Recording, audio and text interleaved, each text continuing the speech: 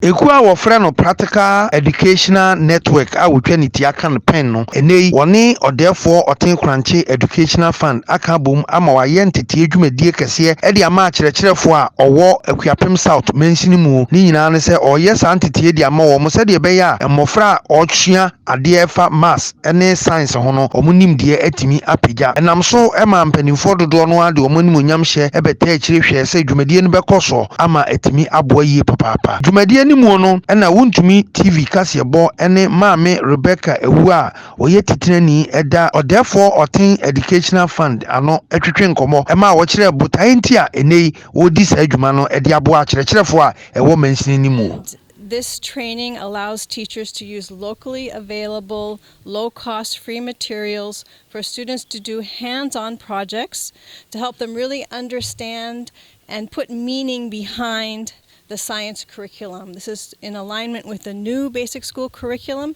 It's a partnership with an organization called PEN, Practical Education Network, and they're experts in teaching basic school teachers how to do hands-on math and science in their classrooms. We expect for teachers to go away with a sense of confidence, having practiced 10 hands-on activities that they can do with their students that are aligned with the basic school curriculum. So we're giving them ideas, we're giving them experience, and we're giving them confidence that they can bring this to their classrooms, to their students, and make science education more engaging and impactful for their students.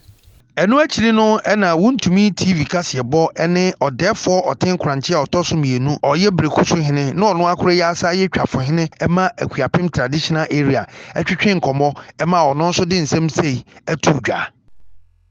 aya na yɛn adesua fama wɔkaji wo papa nti ɔdɛfoɔ ɔten kranche educational fund board no